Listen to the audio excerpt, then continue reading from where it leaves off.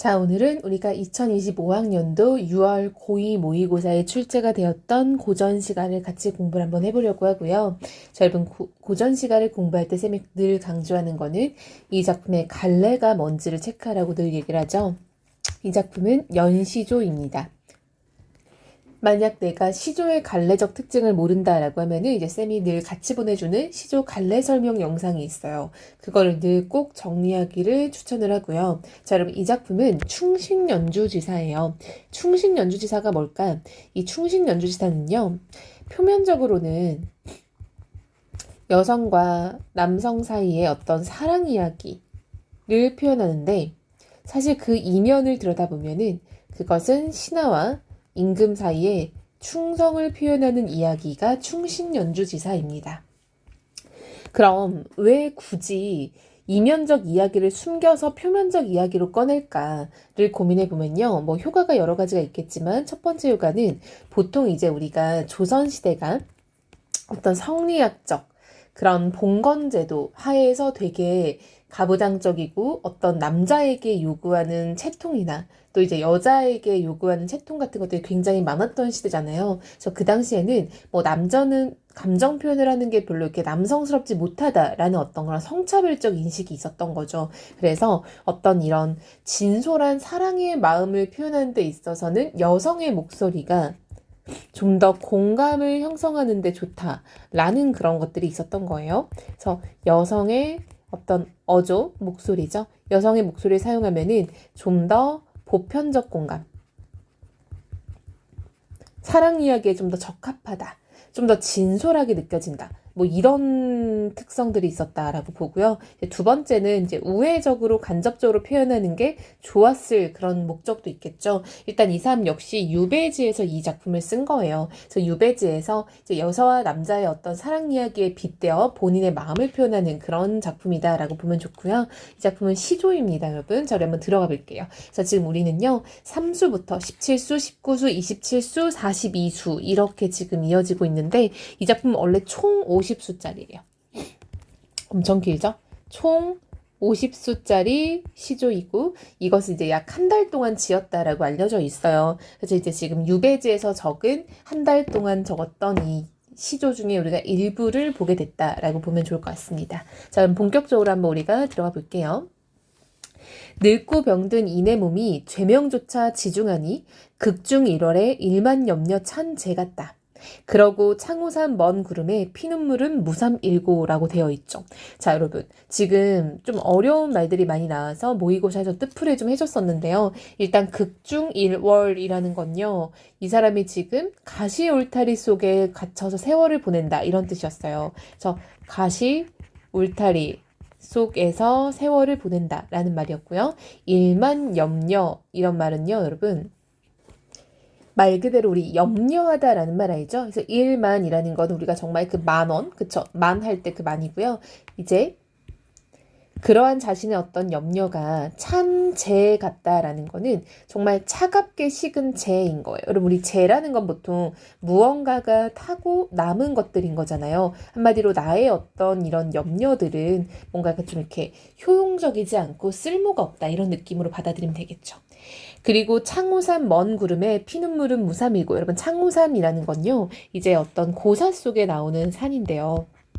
지금 여기서 고사를 인용함으로써 중국의 어떤 순 임금과 두 왕비가 죽은 것과 연관이 되어 있는 고사예요.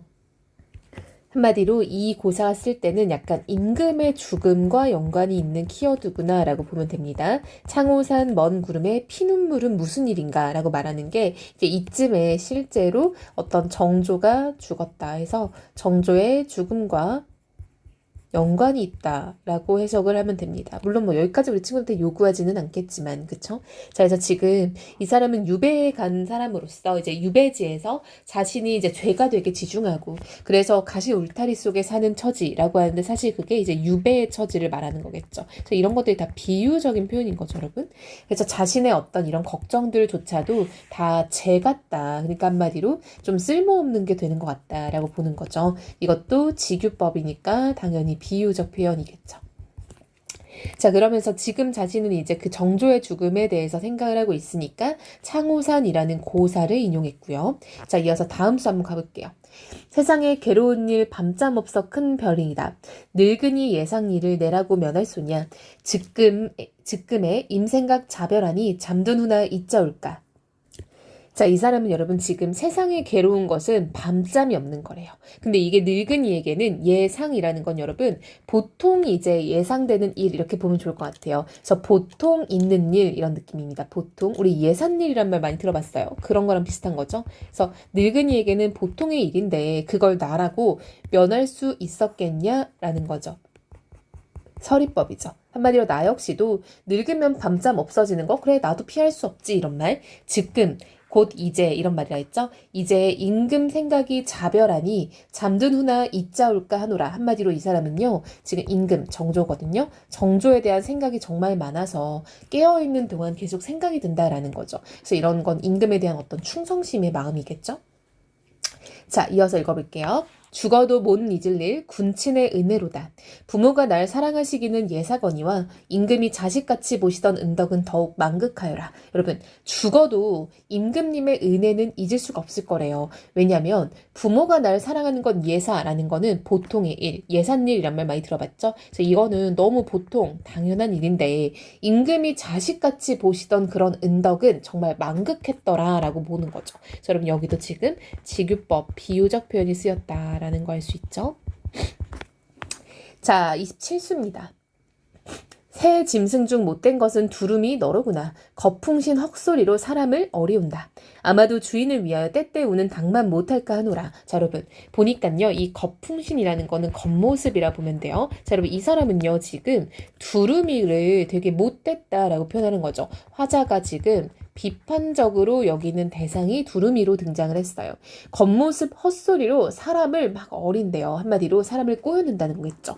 아마도 주인을 위하여 때때로 우는 닭보다도 너는 못할 거다라고 해서 지금 대조를 하고 있죠.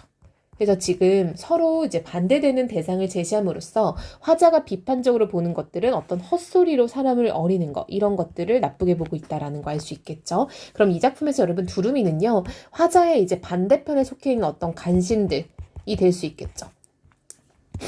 자, 이어서 다음 거 볼게요.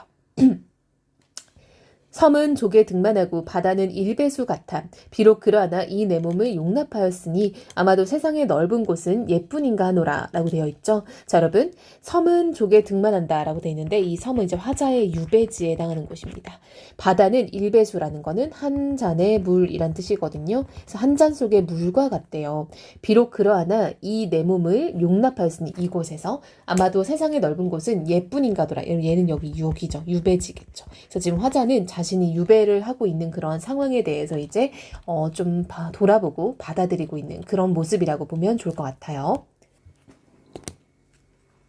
즉 한마디로 이 사람은 지금 작은 섬에 이제 유배를 하고 있지만 여기서 나를 받아줬으니까 이곳은 굉장히 넓은 곳이다라고 이제 보여주고 있는 거라고 보면 되고요. 그럼 자 전반적으로 뭐 어려운 거는 많이 없을 거라 생각해요. 근데 조금 더 이제 깊게 나올 부분은 아마 이 정도일 것 같은데요. 여러분 두루미 너로구나 라고 말했으니까 여기서 의인화가 되어 있는 것도 놓치지 않으면 좋겠고요.